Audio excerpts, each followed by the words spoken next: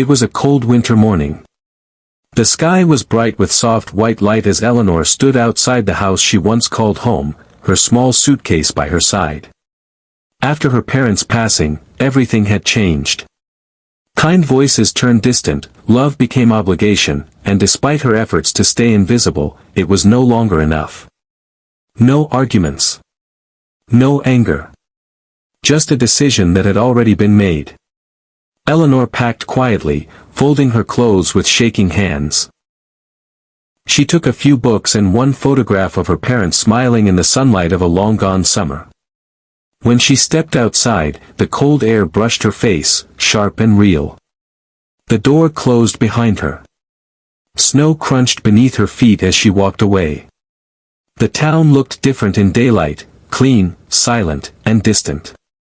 She didn't cry. Not yet. She told herself she would cry later, when she could afford to stop moving. Winter days passed slowly. Eleanor found work wherever she could. She cleaned offices while sunlight streamed through frosted windows. She helped in small shops where heaters hummed softly against the cold. In the afternoons, she tutored children at kitchen tables warmed by weak winter sun. By evening, she returned to a small rented room above a closed shop, where light entered only through one narrow window.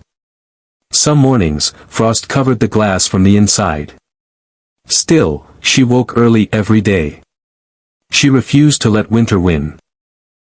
One afternoon, while walking beyond the edge of town, Eleanor followed a snow-covered path leading uphill. Bare trees lined the way, their branches sparkling under daylight. At the top, she saw something unfamiliar, a round stone building standing quietly against the white valley. It was an old observatory. Sunlight reflected off its cracked glass dome. Snow rested heavily on its roof, undisturbed. Eleanor pushed the stiff door open and stepped inside. The air was cold, but light poured in from above, filling the space with a soft glow. Dust and snow mixed on the floor. Broken furniture lay forgotten. She stood still, listening to the silence. For the first time in months, she felt calm. The observatory felt honest. No expectations.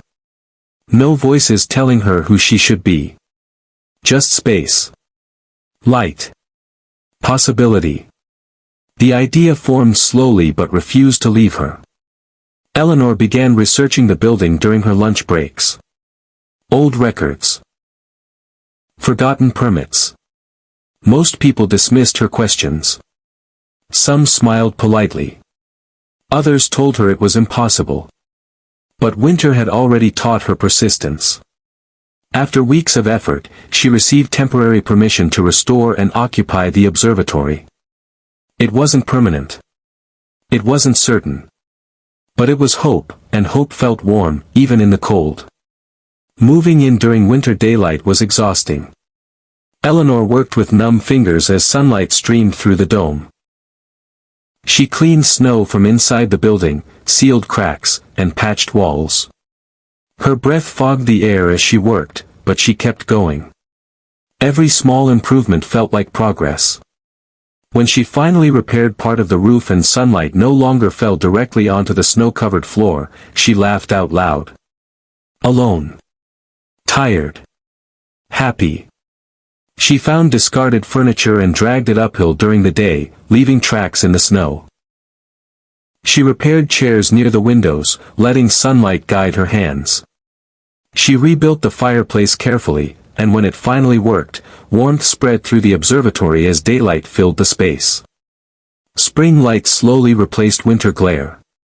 People in town began to notice her coming and going. Some were curious. Others surprised. A few offered help, old tools, spare wood, furniture they no longer needed. Eleanor accepted gratefully, but she never forgot the days she worked alone under cold daylight. By the next winter, the observatory was transformed. Snow still covered the valley, but inside was brightness. Plants thrived beneath the glass dome, turning sunlight into life. Books lined the curved walls. Soft colors replaced stone and shadow. The observatory felt alive, strong, quiet, and warm. And so did Eleanor. She stood taller now. She smiled more easily. The girl who once walked away from a house in the snow had built something entirely her own. She began inviting others during the day, travelers, artists, people drawn to the light above the valley. Conversations filled the space. Laughter echoed softly under the dome. Eleanor never returned to the place she was asked to leave. She didn't need to. Years later, standing beneath the same winter sun, Eleanor looked out over the snow-covered valley and smiled. Losing everything at 20 had not destroyed her. It had shown her what she could build.